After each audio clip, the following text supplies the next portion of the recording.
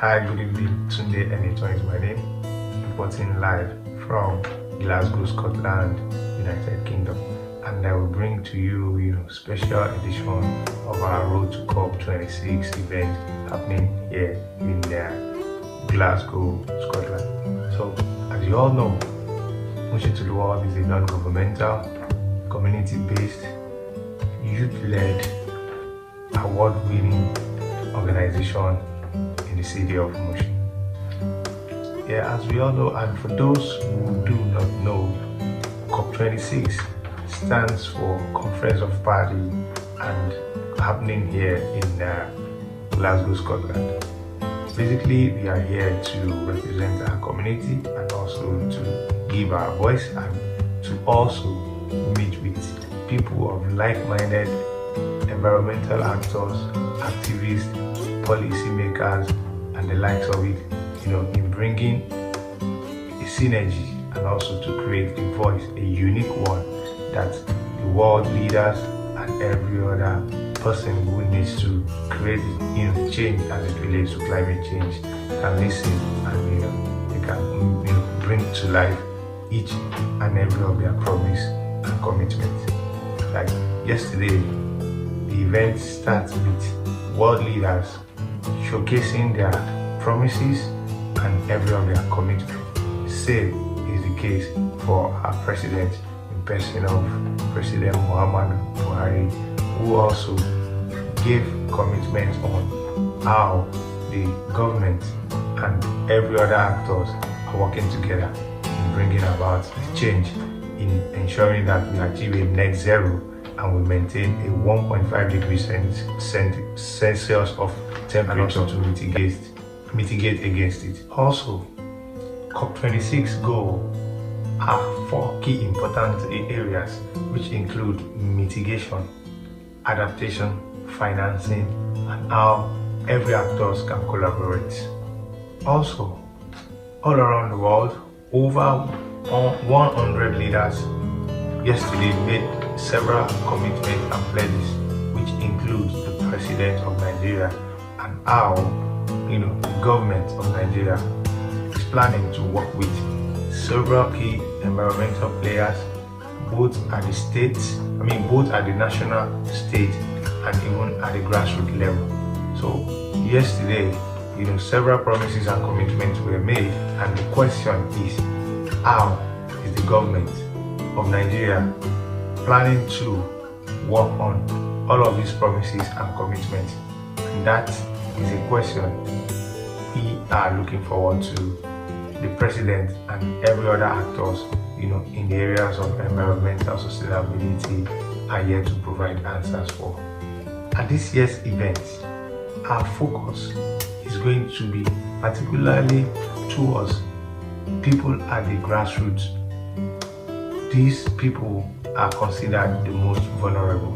So our presence here will focus more on how the government of Nigeria and world leaders are trying to work more with people at the grassroots, which are considered the most vulnerable. Also, we are also going to be focusing more on how local authorities in Mushin are going to work with several environmental actors, policymakers, and every other person involved in the development of Mushin.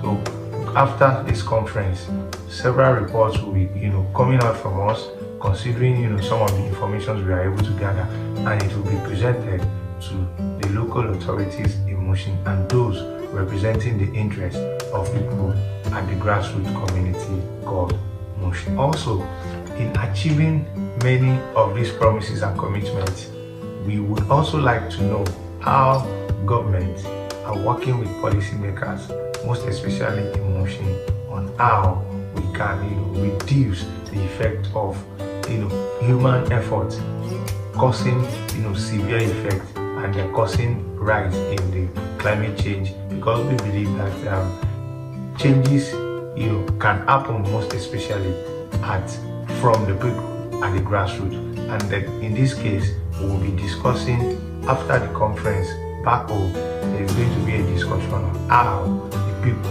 of Mushin community, residents, and every other person who lives or works or have a business to do in Mushin are also going to be a part of the development as it relates to environmental sustainability and how we can maintain a 1.5 degrees Celsius temperature, and also how we can switch from having to use fossil energy and translate or change to renewable energy as a community. Also, questions are being raised also on how the people are contributing to the reduction on several activities that we carry out daily.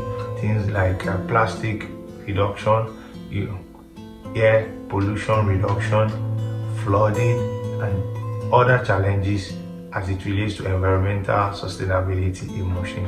We would be discussing on how the government is hoping to work with the people, and also how the government would create a policy where it will be a duty for every Mushin to take responsibility of their environment towards achieving 1.5 degrees Celsius of temperature, and also switching from burning of fossil fuel into changing and switching to renewable energy by reducing the amount of greenhouse gas effect that we are causing.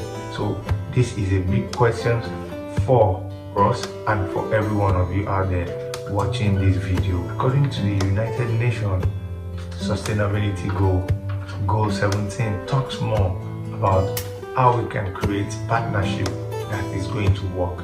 So part of what we'll be doing when we are back home is to meet with the government, both at the local and the state, and to discuss and come together on the table how we can achieve some of these promises by partnering with people of the community, also key players, polluters, and how the government will bring everybody together to create a roadmap towards achieving net zero and also maintaining a 1.5 degree Celsius of temperature. So for more questions or any information you want to ask, use the link on this post and then reach out to us or visit us on all social media platforms using the hashtag Mushin2the-world. Lastly, you can see many of the information you want to know about the ongoing conference by having to visit our website at www.mushin2the-world.org. We want to say thank you, goodbye, God bless. Mushin to the world, giving lives. Amen.